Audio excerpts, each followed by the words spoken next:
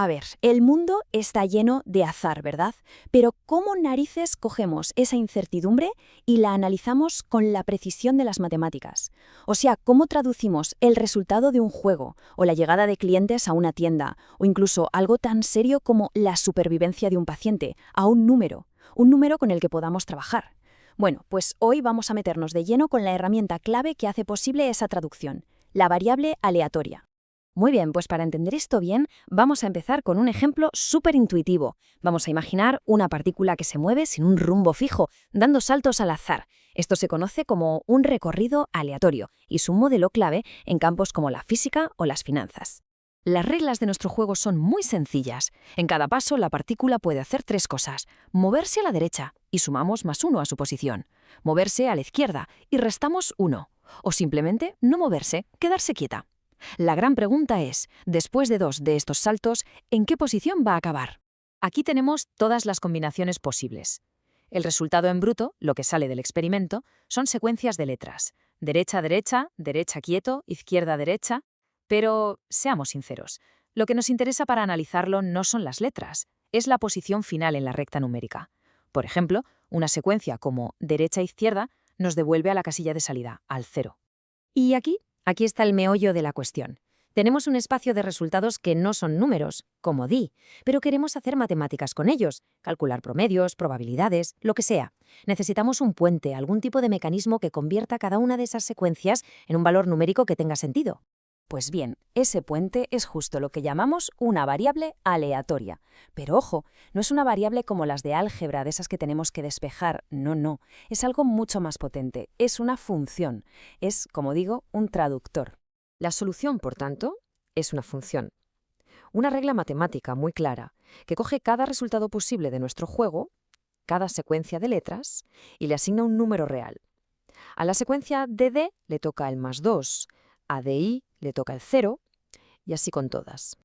Y aquí la tenemos, la definición formal. Una variable aleatoria, que por cierto solemos escribir con una X mayúscula, es una función que va desde el espacio muestral omega, es decir, el conjunto de todos los resultados posibles, al conjunto de los números reales.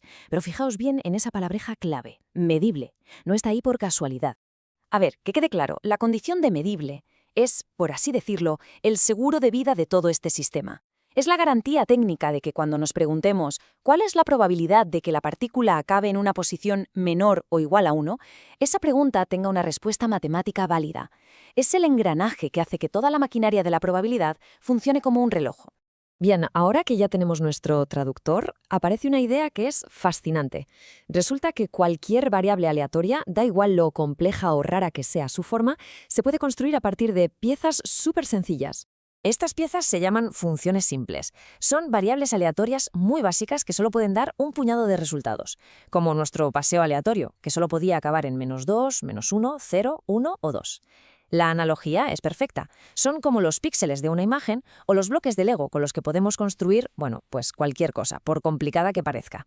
Esto de aquí es el teorema de aproximación, y es una de las ideas más elegantes y potentes que hay en teoría de la probabilidad. Lo que nos dice es que podemos coger una función continua muy suave y aproximarla todo lo que queramos usando solo estas funciones simples, como si fueran escalones que se van pegando a la curva. Vamos a verlo, que es mucho más claro. Empezamos con una n pequeña, que es el número de escalones o bloques que usamos. Como se ve, con n igual a 2, la aproximación es muy tosca. Se intuye la forma de la curva original, pero vamos, que los saltos son enormes. Y ahora fijaos qué pasa cuando subimos n a 3. ¡Boom! Inmediatamente los escalones se hacen más pequeños, hay más.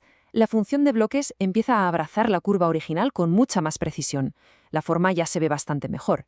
Y esto es increíble porque ilustra perfectamente el poder del teorema. Cuando llegamos a n igual a 8, la función de escalones es prácticamente igual que la curva suave original. Hemos construido algo complejo a partir de piezas súper simples. Una demostración visual de que el teorema no solo funciona, sino que es brutalmente eficaz. Vale. Ya sabemos qué es una variable aleatoria y cómo se construye. La pregunta lógica ahora es, ¿y cómo describimos su comportamiento? Pues resulta que cada variable aleatoria tiene una especie de huella dactilar, una firma única que la define por completo. Esa firma se llama función de distribución acumulada, o CDF. Y es una función que nos da muchísima información. Para cualquier valor t que le preguntemos, nos devuelve la probabilidad total acumulada hasta ese punto. Es, literalmente, el DNI de nuestra variable aleatoria. No hay dos variables distintas que tengan la misma firma. Es imposible. Mirad, esta es la firma de nuestro ejemplo del principio, el del paseo aleatorio. Tiene forma de escalera. La función es plana y de repente, ¡zas!, justo en los valores que la variable puede tomar, -2, -1, 0, pega un salto vertical.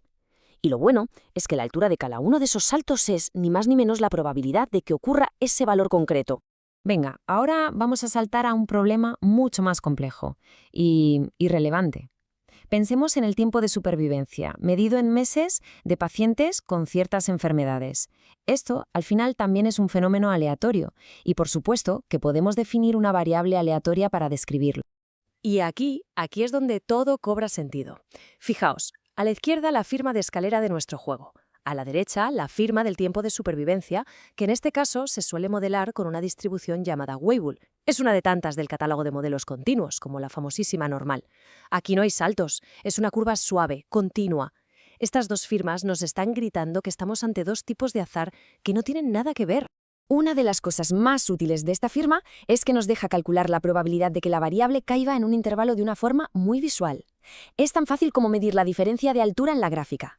La probabilidad de que un paciente sobreviva entre A y B meses es literalmente la altura de la función en B menos la altura en A. Así de simple. Para las variables que son continuas hay otra forma de verlo, que es con la función de densidad de probabilidad, o PDF. Y en este caso, la misma probabilidad, que antes era una diferencia de alturas, ahora es el área que hay bajo esta otra curva entre esos mismos dos puntos, A y B. Al final son dos caras de la misma moneda, dos lenguajes distintos para hablar de la misma cosa. Esta diferencia visual tan bestia entre las firmas en escalera y las suaves nos lleva de cabeza a la clasificación más importante de las variables aleatorias. Por un lado tenemos las variables discretas, como nuestro paseo. Toman valores puntuales, su firma es una escalera y toda la probabilidad está concentrada en esos saltos. Y por otro están las continuas, como el tiempo de supervivencia. Pueden tomar cualquier valor dentro de un rango, su firma es una curva suave. Y aquí viene algo alucinante. La probabilidad de que tomen un valor exacto es cero. Cero. La probabilidad solo tiene sentido si hablamos de intervalos.